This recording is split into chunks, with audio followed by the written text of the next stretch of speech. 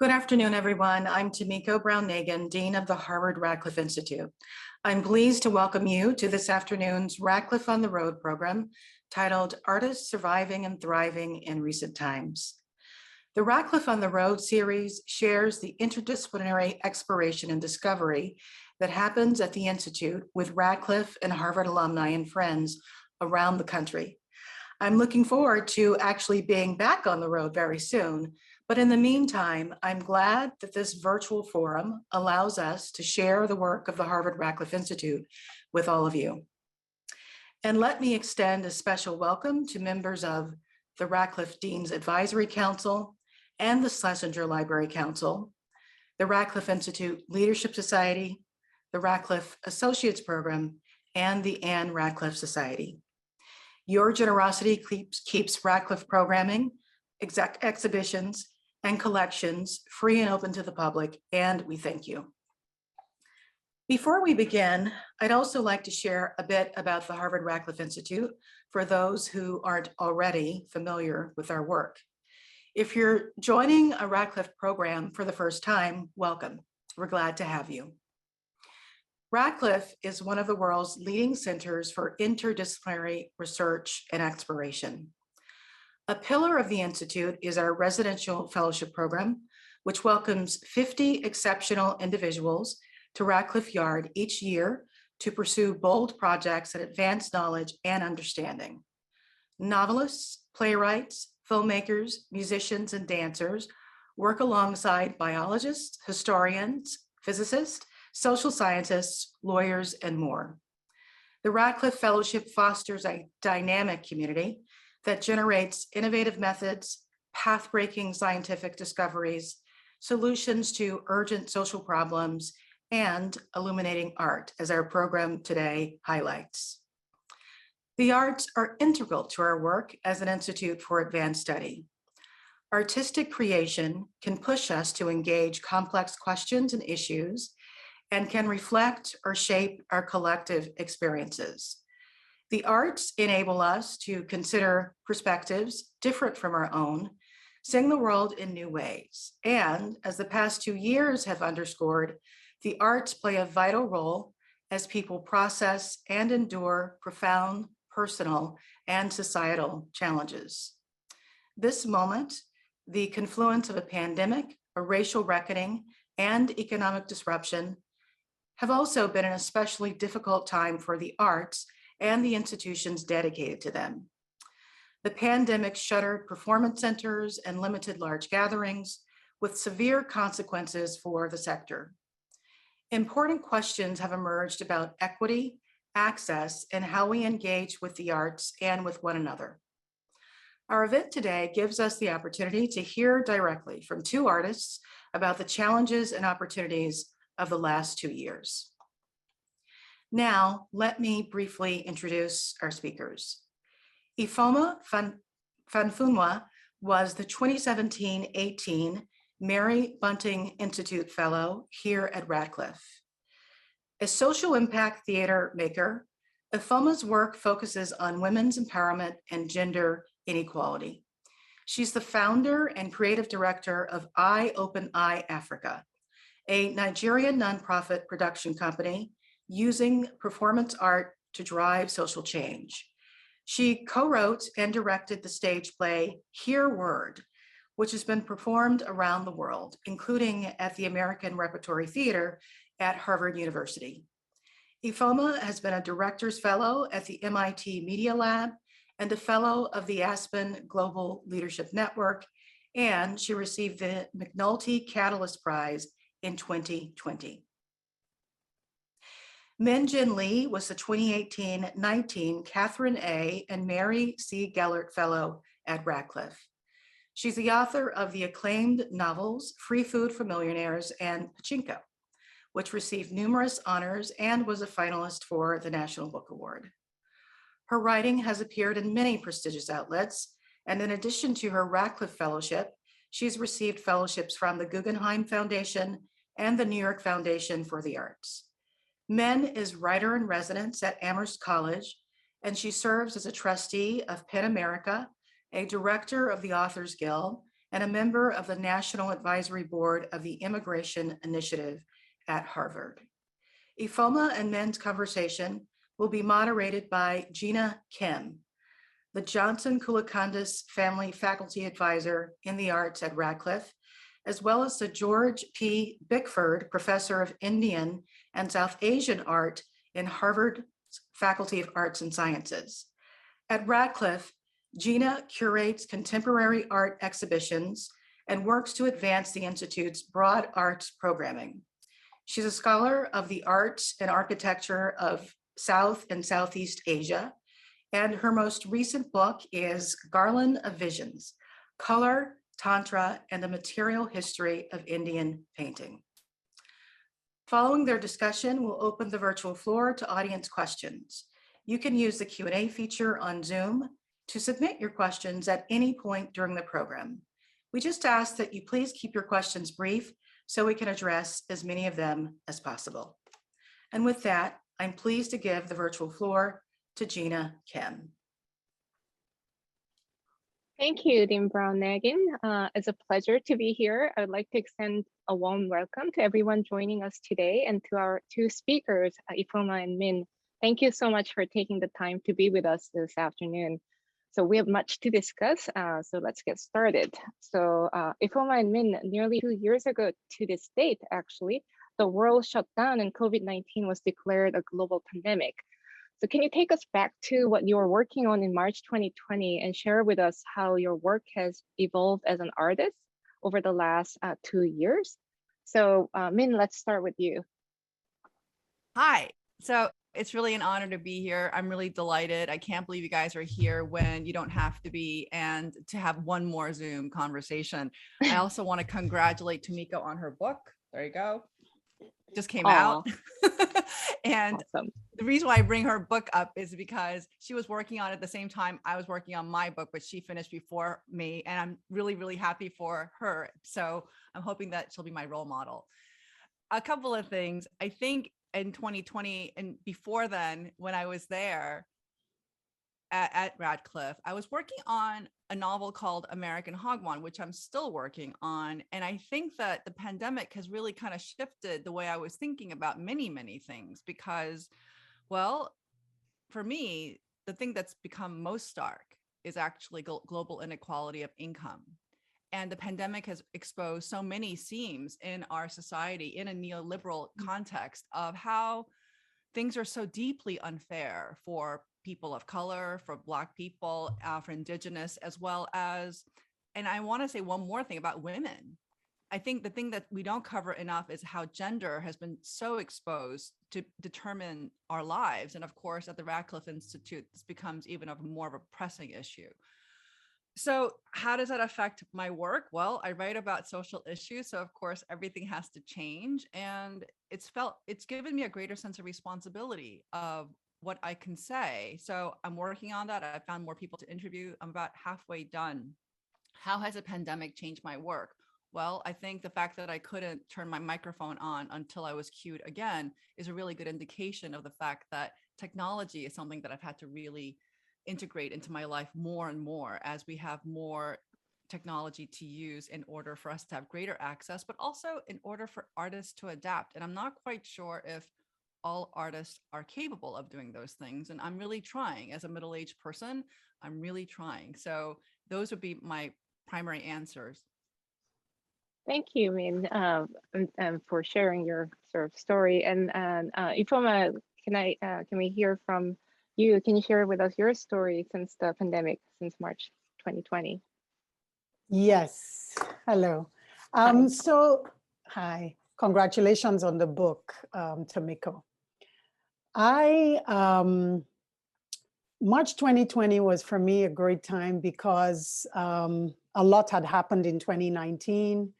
The show had finished at the American Repertory Theater at Harvard, and then gone to the public theater. And the dream for me was Edinburgh Festival, and it was curated into the festival. So I was, proud and ready to go. And from the festival, we had bookings in Brussels, Paris, and Melbourne.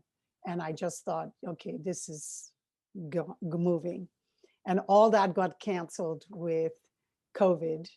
And I was left basically confused, disoriented, because I had put everything in one direction and I'd kind of ignored a lot of other areas in my life. Lagos streets became unsafe because young people who were unemployed, people started coming into the neighborhoods because they couldn't get to food. The president, the government had shut down the streets. So it wasn't a very safe, we were watching people from our windows, everybody was showing things on social media. Social media was terrifying anyway. And then Black Lives Matter happened, and then End SARS in Nigeria, where they had the shooting at the bridge. So for me, all of it plus everything just came to a standstill. I was disoriented, I was discouraged, and I was fearful. I ended up in some kind of mini existential crisis. The whole thing was very heavy for me. My body started to show signs of not being engaged. And it wouldn't move too. It stopped, slowed down and everything. And so I just started working on me. That's what I did. I didn't create any work. Most people were texting me saying, I'm sure you're using this time to create a whole new, play, and you've written no, I was working on myself. I was working on body, mind, spirit. I was studying people, I'm not really a learned person. Like I'm not an academic. So, but I was watching Eckhart Tolle and Sadhguru and basically looking at limiting beliefs, weaknesses, strengths, discovery of my own truth. And I got to a place where, I was just asking myself, what's limiting for me? What am I leaving behind with my work? How can my work have greater outreach? How can my work, how am I stopping my work? And the biggest question, what does my spirit want to do? What do I feel like really doing? What am I doing that I don't have to do, but I believe somehow I need to do? And so that's kind of where I was. And I came out with two resolutions from that journey. Some great things happened, which I'll share later, but two resolutions. One was that I'm an artist, and that means I'm a little strange. And I am brilliant in certain things, but I'm pretty much challenged in things like organization, communication, and I need a business partner. I haven't gotten one yet, but I'm interviewing.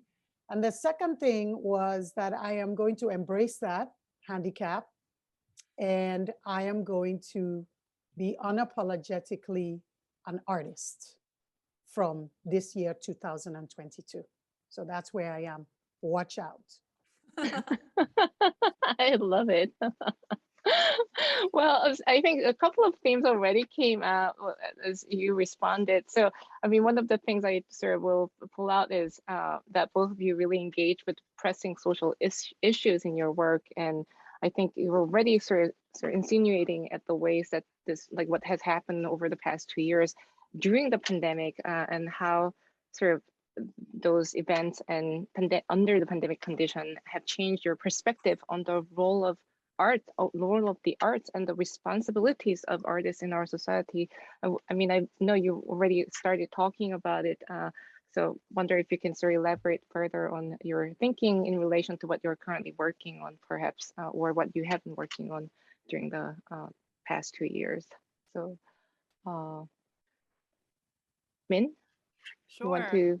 I think that I've always been a really political person, even as a child, and then I've only become increasingly more political. I think that what has happened as I've gotten older is that I feel more courage to say things and to be disliked. And that's a very important thing, I believe, for a political artist. And as a writer, I am called upon very often to talk about things that I feel rather uncomfortable speaking about, as well as writing about. However, I think in light of the global rise of anti-Asian sentiment, I have felt more strongly that I have to say something. And that has been, it's been hard. It's been really, really hard. And I continue to do it. I will continue to do it because I've always done about it in my fiction. And now I do it more in my nonfiction. I think there is a kind of racial reckoning whenever you have throughout history greater inequality, greater unfairness.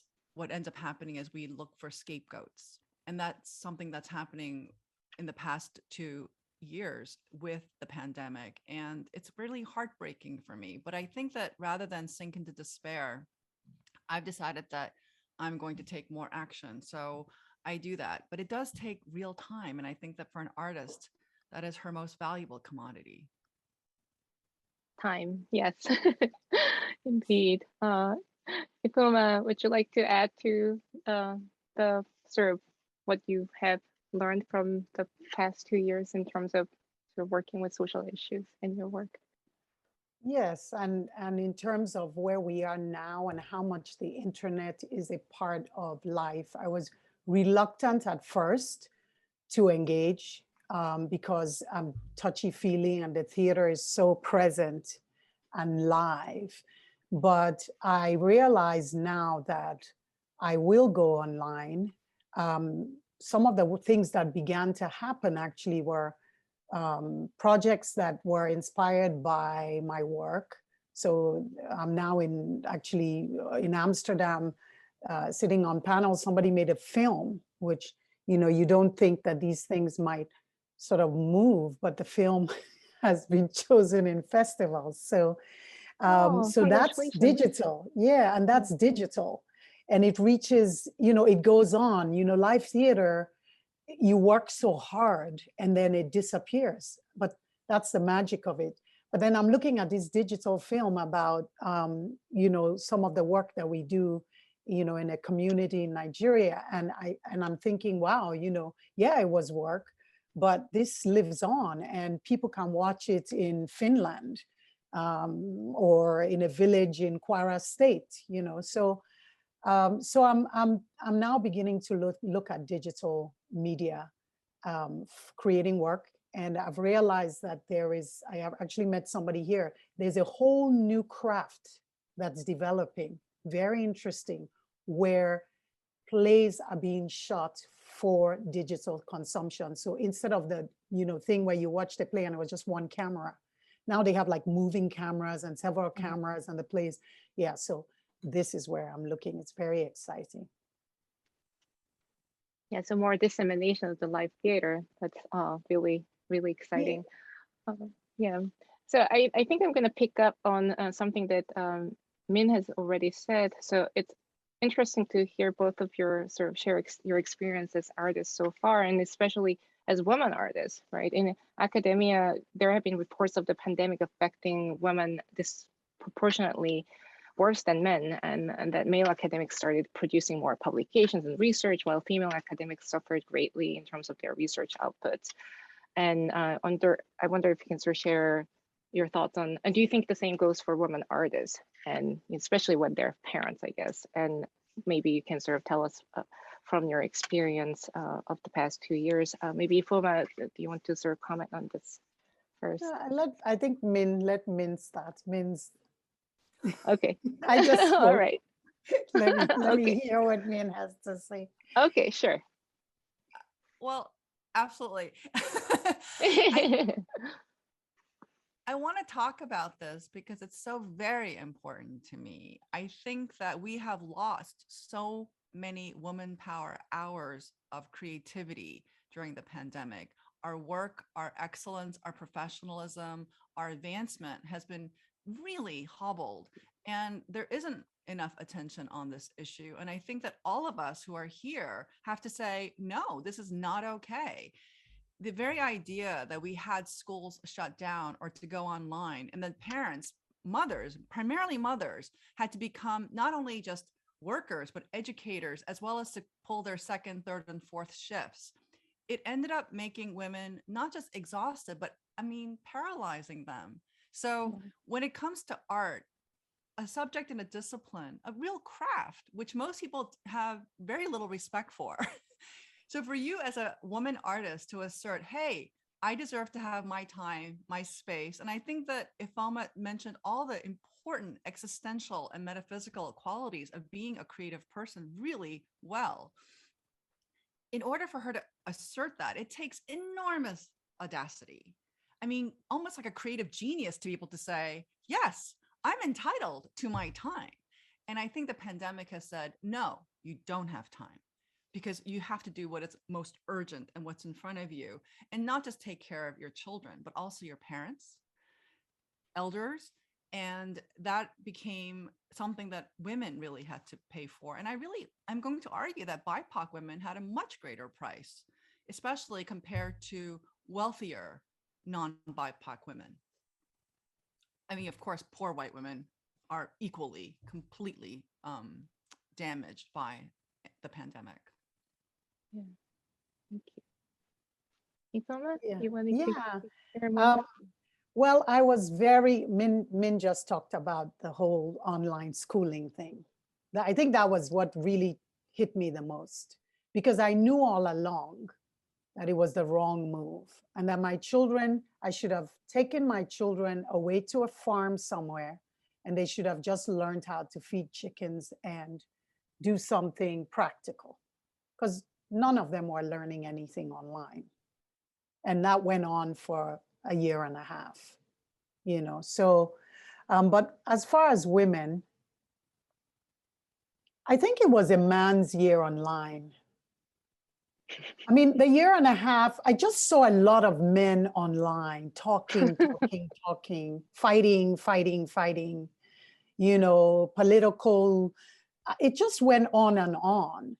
And in Africa, what happened from the Black Lives Matter movement is that male artists' work went up in value.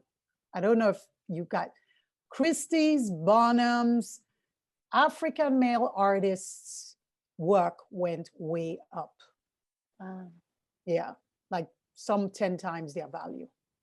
And that's good. Wow. That's great. That was fantastic for African art. But women were busy holding things together, being afraid, trying to solve things. And so for me, yes, I think Min said it. I didn't create anything, but I'm coming out of it stronger. What was lucky for me was not just that the film was going, but the McNulty Prize came in then, and a grant. I did my first trying to apply for a grant, because I hate doing that. But I applied for a grant. It was painful to do so. And I got it for 5 cities, 5-city tour in Africa. So Ford Foundation, I'm going to slate you guys. Thank you. Yeah. So basically, for me, not much. I watched the women artists around me. I watched the men. I could see the men moving. They seemed to focus in on work. I have male artists that are writers and painters, and they were working like crazy. I just couldn't bring myself to do anything, and I know a lot of women couldn't. Yeah. Yeah, absolutely. So I think already sort of you guys mentioned the education as sort of big piece on this sort of impact on women's productivity, creativity, what have you. So, you know, the education's really, pandemic has affected education from preschool through higher education. And I'm curious if you have seen effects on arts education and training, whether positive or negative. Do you have already experience to share or observation to share in terms of arts education and training? Oh, I can just share simply because in Nigeria, which is where I'm going to share from, there really isn't much in terms of arts education. Arts tend to be part of culture. So it's just like everyday life. In school, it's not well structured. There isn't enough material. There isn't enough resource, and there aren't enough teachers.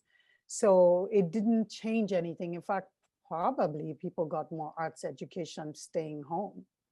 That's what I can say. And I think that might be the truth. a lot of children were on social media, a lot of children were playing games. And so that parents had to fight that, Roblox went up, Netflix went up, so people were consuming media, and maybe digital media and animation. I think that took off in Nigeria, because all of a sudden people were trapped at home and they were watching artists in other countries. So very small artists in Nigeria that were making little skits were noticed by celebrities in Hollywood, for instance. So in that sense, I think culture was had at home and in the compound in across Africa, across West Africa. Great.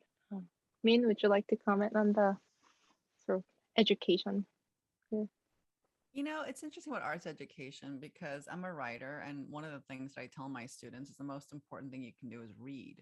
And the thing that was really broken during the pandemic was the idea of attention. I think that people were living in a high state of alert, this kind of vigilance and anxiety, and people weren't reading as much and also as deeply. And that's very important. And I think that Ifeoma mentioned earlier about money, so that if you see certain kinds of artists increasing in their value, there was a real loss to other kinds of artists. And I want to articulate that, because people who published books in the past 2 years really suffered, especially newcomers. Wow. And although I have to say that I do beat a drum very often about how technology can be very harmful to young people, I do want to say that in some ways, technology also allows outsiders to create content and to also be disseminated. So in some ways, it's very exciting. So I'm of two minds. It depends on how you use technology. Is it your tool or is it your master? And that's a really important question, I think, that we need to ask. No, I absolutely agree. And I think, technology can make things really great, but also, I mean, we feel kind of fragmented. The whole pandemic, I feel fragmented, actually. And as you, both of you kind of said about time, the importance of time, and especially for artists. And you think you're home and just have all the time, but there's no time, actually. So that's just not the reality. So how do you think this reality of this past 2 years will impact your work in your field long term, as a writer or as a sort of performance and sort of directing an arts company? So I think the pandemic has taught me in my lifetime the extraordinary unfairness of what it means to be living in a developed country. I live in a developed country, a very wealthy developed country. However, I also live in a neoliberal capitalist economy in which art is not valued. And I have to constantly think about what my privilege is, as well as in areas where I'm not privileged. And because I am writing for a global audience, it is my intention to write for a global audience. I feel really aware of how the parochialism of America prevents us from really thinking about global problems. And I find that really heartbreaking. And I have to figure out, how do I take the knowledge and my heartbreak and create a narrative? And that, to me, is the challenge of my work. thank you. Ifeoma? I think I touched on mine. I'm stronger. I realize that I don't take things too seriously anymore. I don't take things nothing's as personal as it used to be. And it sounds sad, but I don't think so. I think I'm gonna come out, with new types of ideas and new ways of dealing with social impact. Nigeria is in such a place now that it needs every artist to be engaged. It needs everyone to be engaged, to be honest. It's in such a difficult place. And to be honest, America is not doing too much. I mean, I'm half American, half Nigerian. So I just belong to like two countries right now that are like spiraling, or were, spiraling, in a wrong direction, as far as, during COVID. And so I think I'm ready. I'm ready. I'm resting now, and I think I'm ready to start something new and something right and impactful. Yeah. That's great to hear. I think is we're just turning the corner a little bit and sort of that bright horizon. So I will just, I mean, since it's a Radcliffe on the road, I wanted to actually ask you guys about the Radcliffe experience and how that fellowship experience might have influenced your work, or did it impact your approach to navigating the past 2 years? Me? Yeah, sure. So I think that one of the things that I loved the most about Radcliffe is the interdisciplinary approach, because I don't fit into a very neat box as a fiction writer, because I spend so much energy on sociology, anthropology, and law and history, as well as literature. It's really important for me that I had that experience of meeting some of the best scholars in the world who really thought about these things. And at their feet, I felt really enriched. It's really difficult when you leave the Radcliffe Institute because one does not have that every day. And although I do teach at a college, it's a really different experience because somebody else was organizing my enrichment for me. So it was almost like going to like smart camp. And I miss that very, very much. However, I think the thing that I carry with me about Radcliffe is the extraordinary generosity of my peers, and also how seriously we took our ideas and our playfulness. And it was really important about our playfulness in terms of making things. And I have to hold that within me because, again, I can't get another fellowship. So there you are. Well, I'd love to have you come back. So Ifeoma. Yes, Min just summarized everything I was going to say, but I'll repeat it because it's important. It was just such a special place. I think such a wonderful time to be around people who are so incredibly smart, unassuming, and generous with their time. I learned so much from everyone's, presentations and lunches and conversation, but also I felt embraced and I felt validated because I had a little bit of imposter syndrome, coming in there. So, so I felt really embraced. People like Martha Minow, who just she's like some phenomenal, personality and academic, and just giving me undivided attention, even though she was a fellow, and connections, and Diane Borger at the ART, and past alumni Carolyn Elkins, who now has taken my our iOpenEye, my foundation, as a case study. So Hereward is now a case study at the Harvard Business School, and so I've had to attend like six seminars. But these are people who there wasn't a hint of competition. There wasn't a hint of, it was complete embrace, giving, and these just, and smart camp, as Min said. Smart, friendly, loving camp. Oh, yeah. So glad to hear this really warm, enthusiastic responses about your experiences. So I know we can just go on, but I think we also have received many questions from audience members, so we're eager to join the conversation. So let's start off with our first question. So there were actually several questions on the topic of emotional labor and how it affects women and artistic creation. And then we kind of touched upon this. So do you have advice or examples of women helping each other so as not to continue to bear the weight of society? Is one question that the audience member asked. And sorry, repeat that again. So do you have any advice or examples of women helping each other so as not to continue to bear the whole weight of society? Do you have sort of advice or examples? on. Yes, I mean, I think I just talked about some examples. The women I mentioned were all, Right. extremely helpful.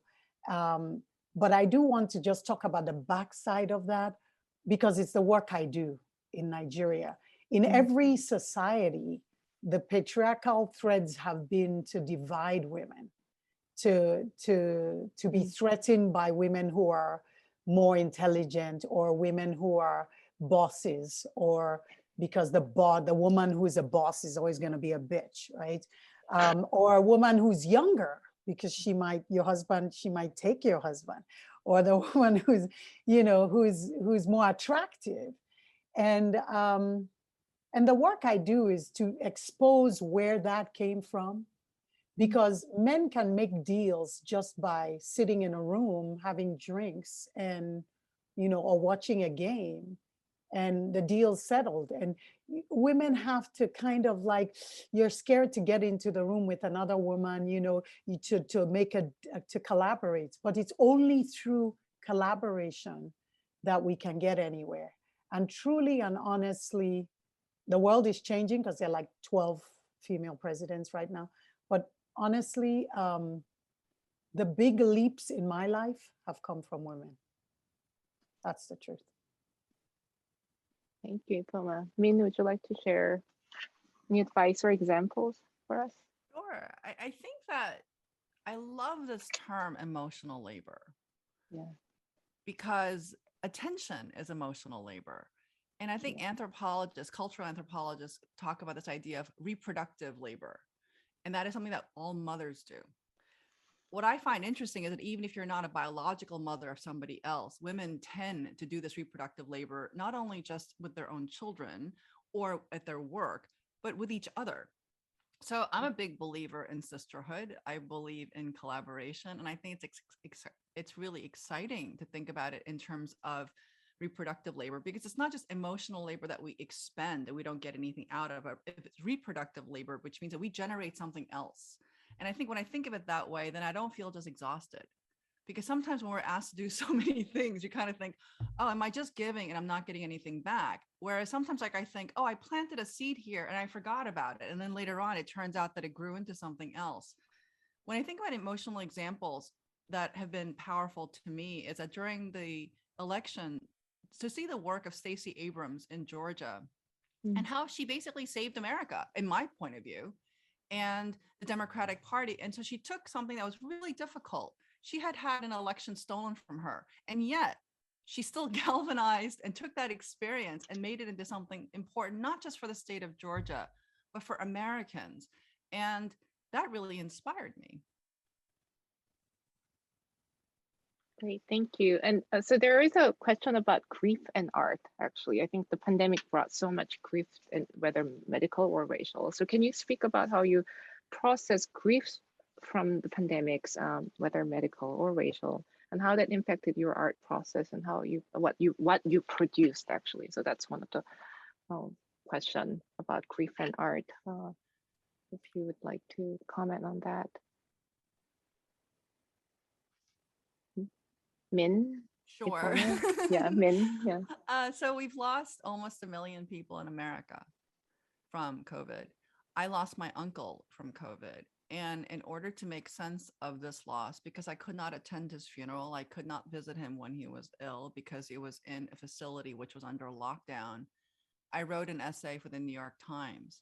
So the New York Times had asked me to do something and I didn't really want to do it, but I thought if I could chronicle this man's life, who no one thought was terribly important, but he was really important to me, then I could take the opportunity and then this experience and then to somehow integrate it. And I don't know the value of that essay, except to me, somewhere in the New York Times, I guess, archives, there's record of my Uncle John.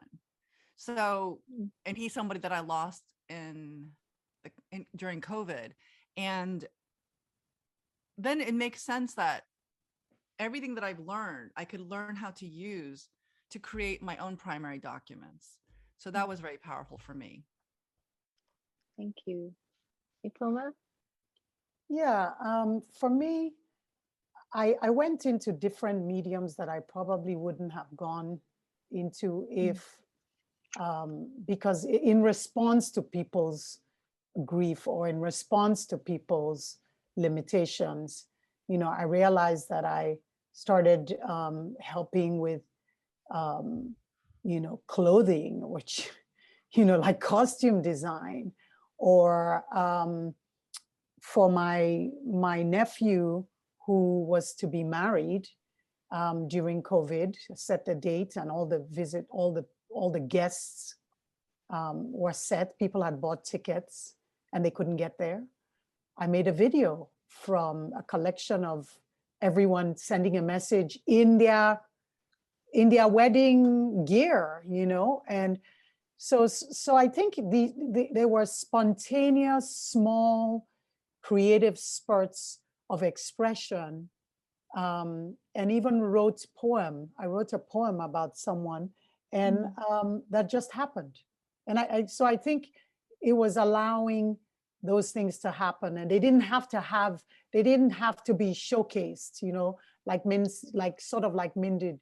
You make the work for yourself, right? You make the work for the person you're honoring. Yeah. Thank you. So I'm going to pull some specific questions for Min and Ifeoma, so on their processes, and then there's people seeking advices. So for Min, as an artist of color, the COVID years felt like they broke my spirit. This is one audience member. I'm sure you get this question a lot, but how do you find meaning in your work again? How do you get energy to work hard on the writing craft when your spirit feels depleted? I think the irony of that question is that if you don't do your work, your spirit also gets depleted. So I'm very fortunate in the sense that I have made decisions in my life where I will give up things, money, status, power in some ways in order for me to have artistic freedom.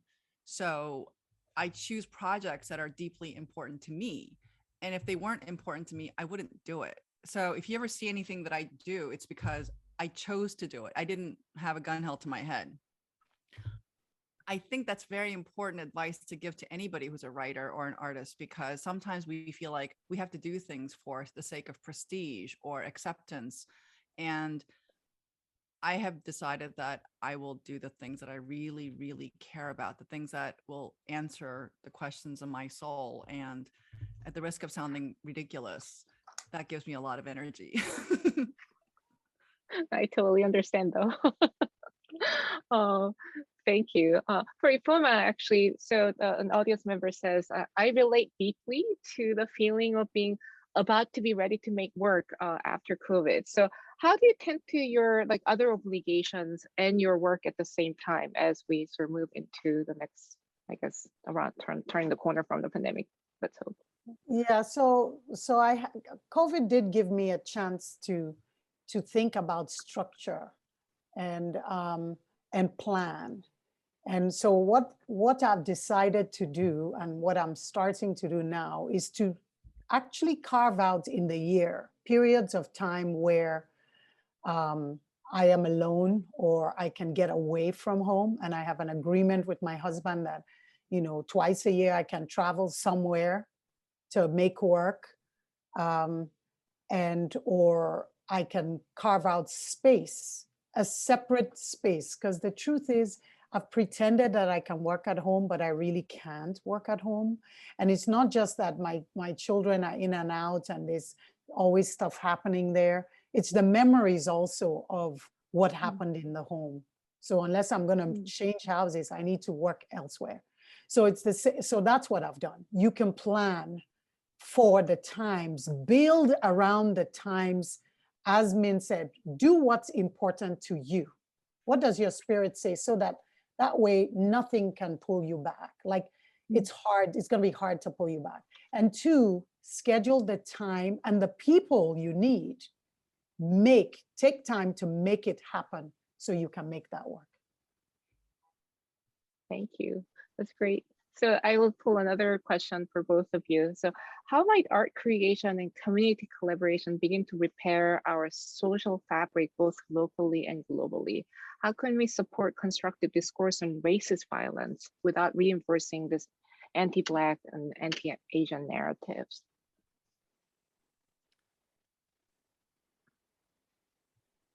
So, art creation, community collaboration, I think both of these you've been talking about. I think, how can we support constructive discourse on racist violence without reinforcing these narratives?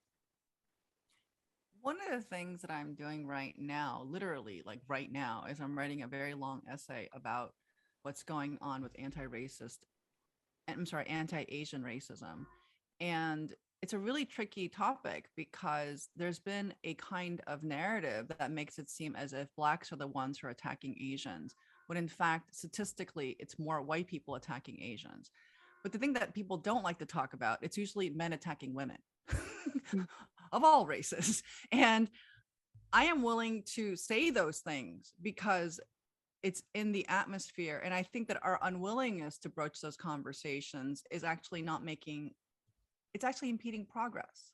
So I am writing about this right now. We will see where this essay goes. It was commissioned by the Times, and I don't know how I feel about it. I'm scared. I'm scared because I fear being misinterpreted, but I think fear can't be enough reason to stop doing something. Almost all of my life, I've done things that I'm terrified of doing. So we'll see what happens. Thank you. I look forward to reading that. Ifeoma. Yeah, I think I'm in a great place for that because theater has historically been used to communicate hard subjects, to leadership, to community. And so people suspend, there's something about sitting in a theater. People suspend themselves and their positions and even their beliefs for a minute, right? In order to watch a play. And in that space, there's a small window to sneak in subconscious imagery and thoughts and beliefs and challenge people. That's the work I do, and it works. So for me, art is such a great place, even if it's visual, to address the very difficult topic of race relations in America. It's like there's no conversation for the last 2 years, there was like no conversation in America that didn't end in race. And so it was exhausting, to be honest. As important as it is, it's exhausting for both sides and any side. People who don't take sides, people who take sides, it was just exhausting. People who talk and people who don't talk, it was exhausting. So for me, but it is very important. And I think art is a very good way to do it because everyone gets the hair on the back of their neck up on race conversation in America. Oh, thank you. Thank you. So, well, I'm going to pick up another question about both of you. So for both of you, what are you most looking forward to as we hope the world continues to open up? So what will you pick back up from pre-pandemic days and what will you choose to leave behind? I love what are you having looking dinner forward to? parties. I love having dinner parties. So, and they make me really happy because I really miss my friends. And so there was a teeny tiny window before Omicron. And I remember it was so exciting to have people come to the house, and it wasn't really even fancy, whatever we had, but just to see people, to press the flesh, and to kind of, there's something so deeply important about being in the presence of another person physically. So as much as this is great because we can have people across borders, another thing that's really sad to me is our chemistry changes. Everything, the molecules in the air change in the presence of another person in our gathering. So I miss that very much. What will I leave behind if this ends at all? And I hope it does. Right. I hope that I wish we weren't so afraid of each other. Yeah. Like there's a terrible fear of each other right now. And that fills me with grief just as much as death fills me with grief. Right. Yeah. No, I agree. Ifeoma. Yeah, I think it's the same for me. It's funny because Min was like speaking my mind. It's the gathering, it's the presence of other people. I had taken for granted, a dinner, but but yes, there was a window, and I remember just feeling how magical it was. Mhm. And so I think I will be more intensely social, conscious in my social interactions, aware of how precious those times are. But I also now believe that people will see the magic of live theater when it comes back, and that people will really, because it really is something spiritual, as Min said, or scientific. The molecules in the air, are the energy, the waves, are affected. And I think people will experience theater in a different way. So I'm looking forward to that, and I'm looking forward to creating that magic. What will I leave behind? Min said fear, and it's the same for me. But for me, I put it in a much more aggressive way. I will choose when and when not to be engaged in the building or continuance or sustenance of fear, to do with race or difference. I may just not even respond. I may not even listen.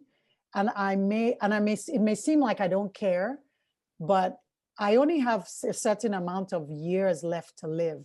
And I don't think I'm going to be engaged in that rhetoric, because in 20, 30, 40, 100 years, people may not be having that same conversation. And we need to be aware we're just here for a short period of time. And so, you want to feel superior, that's your problem. You want to feel, whatever, whatever. I'm not getting involved. I'm great, and everybody else is great just like me. Finish. I love that spirit. Yeah. I'm gonna wait. Okay, so I think we have time for one last question with about a minute each for a response. So what advice do you have for aspiring artists right now who may be struggling to find their way in this new normal? So, any advice you might have for aspiring artists right now that you want to share? I can speak to that quickly, which is that maybe because the process I went through, if you really, I think, ask yourself as an artist, as Min said, what is it you're willing to get up, for the next 5 years, if you had to get up at 5 a.m., what is it that you would do with your time? And, maybe even write a list of everything you want to do, because artists are all over the place. They want to do everything, write everything, paint everything, and make everything. Well, so write it all down and then rank it and go for it, because there's a reason you are an artist. Just do it. And know that if you are making a mistake, you're intelligent enough, you have enough resources to change, to apologize for that, to, whatever. I've seen people do worse stuff and they're still like, getting the big paycheck, and they're still on the news, so just do it. That's it. Thank you. Any advice for our aspiring writers out there? Yes, absolutely. I think Grace Paley wrote that a writer should have low overhead. I think artists should have low overhead. So be aware of your budget, be aware of health insurance. So whenever I meet young writers, I always say, I want you to have health insurance. I want you to have a low overhead. If you get an advance, think about what that is after taxes. I think financial literacy is a good idea. That said, I also think that the thing that the pandemic has taught me more than anything else is the significance of being adaptive. We have had an external shock. And what I've noticed is that the artists who are surviving are the ones who knew when to be still and when to be active, but it was a response to her condition and to be adaptive. And so low overhead, be adaptive. Oh, that's wonderful. So, I just can't thank you enough. So thank you so much, and Ifeoma, for talking with us today. It has been such a pleasure just sharing this short hour with you. I learned so much, and there are so many more questions, but I think we're really running out of time. So we're gonna have to leave it at there. And thank you so much. And I will also thank you, Ifeoma, Min, and Jinah for that fantastic discussion. And of course, thank you to everyone who joined us this afternoon. I encourage you to visit our website to learn about other programs taking place at Radcliffe this spring, including our annual Radcliffe Day program in May. This year, we'll recognize Sherilyn Ifill, who is the 7th president and director counsel of the NAACP Legal Defense Fund. Sherilyn's remarks will be preceded by a panel conversation on higher education access and the American workforce.